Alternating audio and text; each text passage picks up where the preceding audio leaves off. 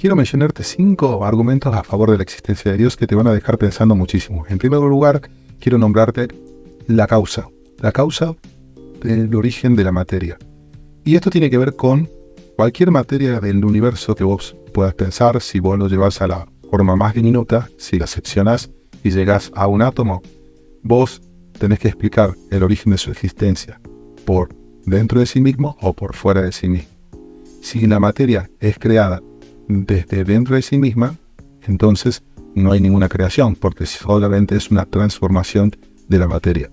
Ahora, si explicás el origen de esa materia por fuera de sí misma, entonces allí cambia la cosa. ¿Por qué? Porque la materia, si la llevamos a la forma más diminuta de un átomo, o cualquier forma de la materia, está regida por leyes que existen en este universo, que tienen que ver con la ley de la fuerza gravitacional, de la fuerza electromagnética, de la fuerza nuclear débil, de la fuerza nuclear fuerte. La materia interactúa con estas fuerzas, estas leyes del universo. Entonces, esto es lo que lo define como materia, esta interacción. Ahora, si vos explicás el origen de esta materia por fuera de la materia, o sea, por alguna causa inmaterial, entonces allí estamos de alguna manera aceptando de que la materia tiene una causa inmaterial, que no es regida por estas leyes que te acabo de mencionar. Pero si esta causa inmaterial también está regida por las leyes que hemos mencionado antes, entonces esta causa inmaterial ya no es inmaterial, sino es parte de la materia y nunca fue causa creadora, sino fue una transformación de la materia. Lo que nos hace pensar que para nosotros tener un origen del todo, cuando pensamos en el origen del todo, tenemos que pensar en un origen que sea aparte de la materia, que no tenga que ver con la materia y que se explique por fuera de la materia. Una causa totalmente inmaterial. Y esta causa tiene que ver con la persona de Dios. En segundo lugar, te quiero mencionar el argumento que tiene que ver con el diseño. Si nosotros pensamos en alguien ateo, acérrimo al ateísmo, pensamos en Richard Dawkins, que es un biólogo, es ateo, y es una persona que ha estudiado muchísimo la forma del ADN y ha publicado muchos libros. Yo te quiero citar solamente algunas palabras que él expresa con respecto a la información que tiene el ADN. Él dice que la cantidad de información que tiene el ADN, hay suficiente capacidad de almacenamiento en un ADN de una semilla de lirio o de un espermatozoide de salamandra para almacenar más de 60 veces en la Enciclopedia Británica. Algunas especies de las llamadas injustamente ameras primitivas tienen tanta información en su ADN como de 1000 enciclopedias británicas. El número total de células del cuerpo del ser humano es de unos 10 billones. Cuando uno come un trozo de carne animal, se está destruyendo en ese mordisco el equivalente a más de 100.000 millones de copias de Enciclopedia Británica. Esto es la información que tiene el ADN. No se puede pasar por alto que hay un diseño de información en la materia. Ahora, si pensamos en la información, podemos pensar en la información al azar, como una sopa de letras que vos removés y se forma tu nombre. Pero si vos pensás en la información, tenés que pensar en la persona que descubrió el genoma humano, que tiene que ver con Francis Collins, que él, cuando estudia el genoma humano, este mapa genético, la información que tiene en el ADN, en su libro titulado ¿Cómo habla Dios?, dice que el descubrimiento del genoma humano le permitió a él vislumbrar el trabajo de Dios. Reivindica que, según él, hay bases racionales para un creador y que los descubrimientos científicos llevan al hombre más cerca de Dios. Porque, como te digo, no puede ser que pongamos una sopa de letras, removamos y que aparezca tu nombre. ¿Cuál es la probabilidad de que esto suceda? ¿Qué probabilidades hay de que realmente suceda esto? Bueno, el descubridor del ADN, el codescubridor, que es Francis Crick, él dice que la probabilidad de que sucediera esto parece una secuencia bastante improbable de eventos. Un hombre honesto, armado con todo el conocimiento disponible, para nosotros ahora solo podría decir que en cierto sentido el origen de la vida es casi un milagro en el momento. Crick está reconociendo de que la probabilidad de que todo esto sea al azar y que realmente pudiera generarse la vida como el azar es totalmente descartado, y él dice que el origen de la vida es probablemente un milagro, siendo él no cristiano, lo reconoce. Vamos a ir a la siguiente razón de la existencia de Dios, tiene que ver con lo moral. Cuando vos pensás en Dios, muchas veces decimos o escuchamos personas que dicen: si Dios existe, porque pasan cosas malas. Entonces su definición es: si Dios existe, porque hay cosas malas. Cuando nosotros pensamos en el rechazo que tienen por Dios, sacamos a Dios de su definición y queda en la palabra cosas malas. Ahora, esto de aquello que es malo, como el sufrimiento, el hambre, la pobreza, la injusticia, la delincuencia, ¿cómo definís que es malo? Si vos sacás a Dios del eje, ¿qué te define a vos que es bueno y que es malo? ¿Cómo lo definís? ¿Cómo vos podés decir: mira, esto es bueno por la base, por esta razón y este argumento? ¿Cómo lo podés definir? Vivimos en una sociedad en donde cada uno determina su propia verdad. En una sociedad en donde mi percepción de mí mismo es absoluta. Y que si vos no me reconoces, entonces vos estás siendo una persona que tiene fobia por la percepción que yo tengo de mí mismo. Siento que soy un ovejero alemán. Si vos no reconoces que esto es real, que soy un ovejero alemán, entonces vos sos una persona con fobia, intolerante. Ahora, ¿qué es lo que está definiendo qué es bueno y qué es malo? Cada uno define su propia verdad. Ahora, pensemos en dos personas. Aquí una persona que vive en una isla, que tiene sus propias leyes, sus propias normas. Nadie me va a decir lo que tengo que hacer. La vida es así porque yo digo que es así.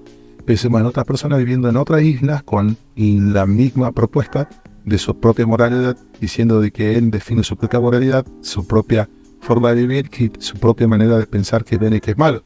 Cuando trazamos un puente entre ambas islas y estas personas se cruzan el camino, al medio, cuando se topen, alguna va a tener que ceder, alguna va a tener que darle la razón a la otra, alguna va a tener que someterse por debajo de la otra, y una se va a imponer, porque la percepción de su realidad, de su moralidad, es subjetiva y para él es totalmente absoluto. Entonces se va a volver absolutista por encima del otro. No se puede vivir así.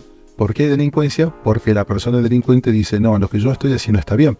¿Por qué hay asesinatos? Porque la persona que asesina dice: lo que yo estoy haciendo está bien, los demás están equivocados. ¿Por qué hay personas que sufren hambre? Porque aquellos que tienen el poder de no permitir que haya hambre dicen: no, es un negocio. Las personas nacen como un puente, un ocaso para que yo pueda reducir. ¿Por qué hay sufrimiento en los niños? Porque hay padres que dicen: no me importa, cada uno tiene que seguir la suya. Entonces, cuando vivimos en un mundo en donde cada uno determina su propia verdad, cuando entendemos que nosotros no podemos realmente imponer nuestra subjetividad como algo absoluto, entonces necesitamos a alguien que nos arbitre. ¿Quién entonces va a ser una brújula para mostrarnos qué es bueno y qué es malo? Esa es la persona de Dios. Lo moral nos hace entender que hay una necesidad de que alguien defina qué es bueno y qué es malo. Yo te odio, pero no te puedo odiar. ¿Por qué? Porque Dios es amor. Yo miento a mis hijos, a mi familia, a mi esposa, pero no tengo que mentir. ¿Por qué? Porque Dios es verdad. Yo tengo deseos de desaparecer a esta persona y de hacerla añicos, por no decir, para no censurar el video. Pero ¿por qué no debo hacerlo? ¿Por qué no debo aplastar al otro? Porque Dios es vida. ¿Por qué no debo matar? Porque Dios es vida.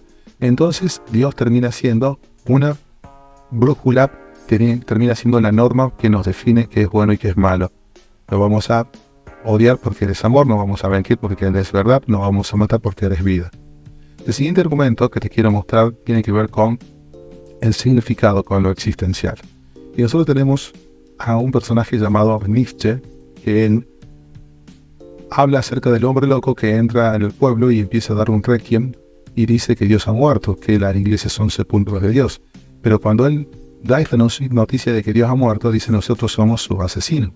Dice: ¿cómo nosotros ahora podremos limpiarnos de esta sangre que está en nuestras manos? ¿Cómo podemos expiarnos de nuestra culpa? Reconoce Nietzsche que si vos sacás a Dios de la vida, entonces queda nuestro sentimiento, nuestro vacío, nuestra culpa, y no sabemos cómo resolverla. Nosotros entendemos que nuestra vida es importante con respecto a qué base. Cuando nosotros pensamos, por ejemplo, en el pueblo judío, ante los ojos de aquellos que tenían el bigote cortito realmente valían la pena. Mi vida ante la persona que tiene el bigote cortito es importante, tiene significado, soy valioso, o mi vida para él solamente es un tránsito, un ocaso y un puente para que él sea el superhombre. Cuando nosotros pensamos en la persona de Dios, Jesús dice: ¿no vale tu vida más que 5 pajaritos que se mueren y en los cielos tienen cuenta? Tus cabellos están todos contados. Tu vida es más importante que un pajarito. Las flores se visten mejor de lo que se vestía Salomón. ¿No es acaso tu vida más importante? Nosotros en la mano de Dios tenemos significado, tenemos importancia. Para Él sí importamos. Aunque para todo el mundo nosotros seamos un desperdicio, para los ojos de Dios somos realmente únicos e importantes. Y eso es un argumento que es a favor de la existencia de Dios, porque el significado de mi vida depende de la mirada de Dios y no de la mirada del hombre, que sin Dios te ve a vos como un estorbo. Y en quinto lugar, la razón y el argumento tiene que ver con la historia. A lo largo de los años nosotros tenemos evidencia arqueológica de muchos sucesos que han pasado a través de la Biblia y que han dejado huellas. Tenemos nosotros, por ejemplo, el Arca de Noé, que hay evidencias de que existió. Tenemos nosotros, por ejemplo, evidencias de personajes como Moisés.